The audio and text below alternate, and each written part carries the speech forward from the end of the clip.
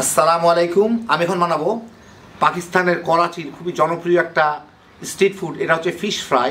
ওখানে ওরা এটা রেড স্ন্যাপার মাছ দিয়ে বানায়। আমি আপনাদের রেড স্ন্যাপারটা দিয়ে দেখাইলাম। এই রেড স্ন্যাপারটা অনেকে জানতে চাবেন, দেখেন বলতেছি। এটা আমি গুলশান ডিসিসি মার্কেট থেকে, 1 নম্বর ডিসিসি মার্কেট থেকে কিনছি। ওখানে 500 টাকা করে কেজি। এটা প্রায় 600 গ্রামের মতো ছিল।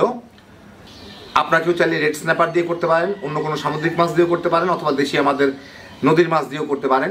প্রসেসটা একই রকম হইলেই হয়। দেখতে যেমন সুন্দর, খাইতে তেমন মজা। তৈরি করা খুবই সোজা, যেহেতু স্ট্রিট ফুড ওরা ঝটপট তৈরি করে দেয়, একদম চোখের সামনে ভেজে দেয়। তো আপনারা আমি দেখা দিচ্ছি কি করে এটা তৈরি করে। আসেন দেখি, শুরু করা যাক।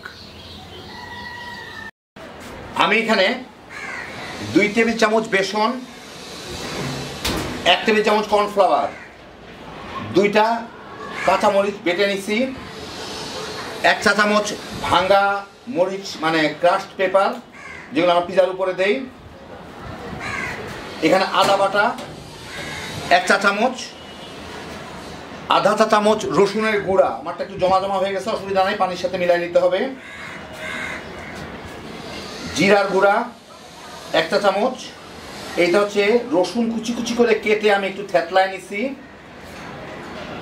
আধা চা চামচ আজওয়াইন গুঁড়া, যেটাকে জৈন বলে আর কি।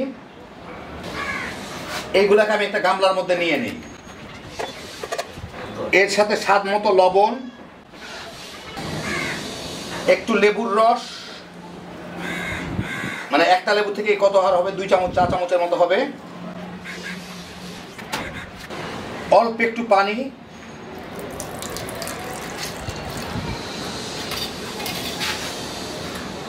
এটাকে একটু মেখে নিই। আরেকটা জিনিস দিতে হবে রংটা ভালো করার জন্য, ওরা দেয় ফুড কালার। আমি একটু ফুড কালার দিয়ে নিই, অল্প একটু জর্দার রং দিলাম।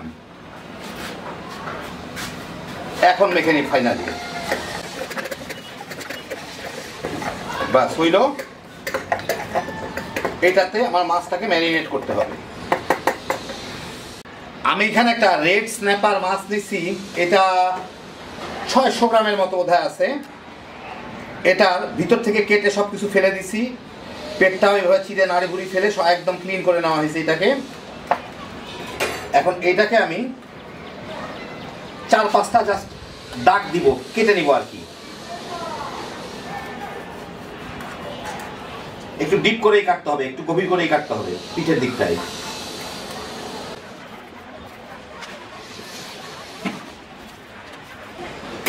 কেটে নিলাম, এই যে দেখেন এইভাবে। এখন আমার এইটার মধ্যে এটাকে মেখে অন্তত পক্ষে আধা ঘন্টা রাখতে হবে, ভালো মতো যাতে সব দিকে এই ম্যারিনেশনগুলো ঢুকে, বিশেষ করে মাথা, পেট এগুলায়। তো আমি এগুলাকে ভালো মতো একটু ঢুকাই দিই ভিতরে সব দিকে। এই দিক থেকে পেটের মধ্যে ঢুকানো সবচেয়ে ভালো। ফাঁকও আছে এদিকেও, অসুবিধা নাই।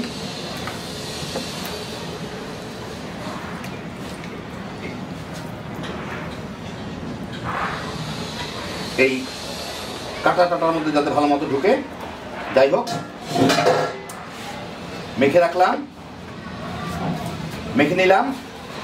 এখন এটাকে আমি আধা ঘন্টার মতো রেখে দিব, তারপরে ভাজবো।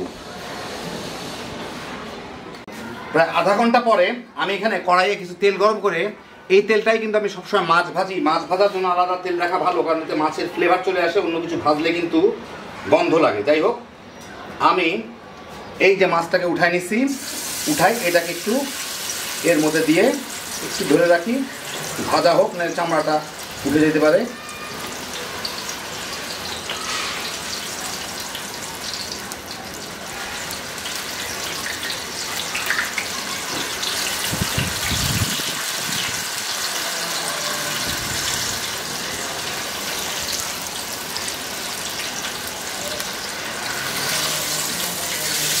এই পাশটা একটু ভাজলাম, এবার এই পাশটা একটু ভেজে নিই।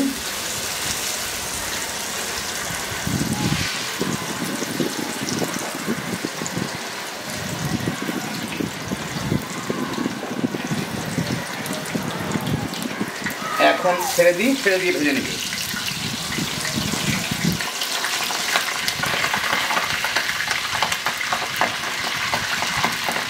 একটু সাবধানে থাকবেন, দূরে থাকবেন। দেখেন কেমন করে ফুটতেছে, তেলগুলো কিন্তু ছিটে গায়ে লাগতে পারবে।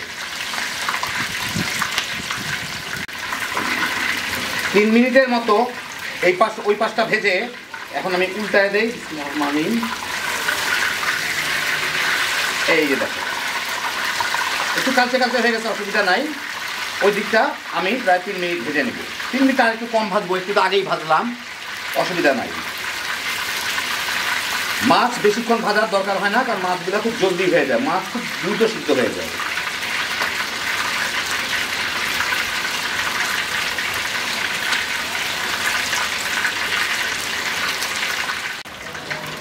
এই পাশটাও প্রায় 3 মিনিট ভেজে ফেলছি। এখন আমি এটাকে উঠাই নিই, ওইদিকে একটু লেগে গেছে, যাই হোক একটু খোঁচা দিয়ে তুলে নিই। তুলে আমি এটা একটা প্লেটের উপর নিয়ে আমি আপনাদের দেখাচ্ছি আমি কী করে রাখবো। এটা বোধহয় না ভেঙে যেতে পারে, বড় সাইজের মাছ। আমি 2টা ইয়েতে উঠাই, 2টা চামচ দিয়ে তুলি।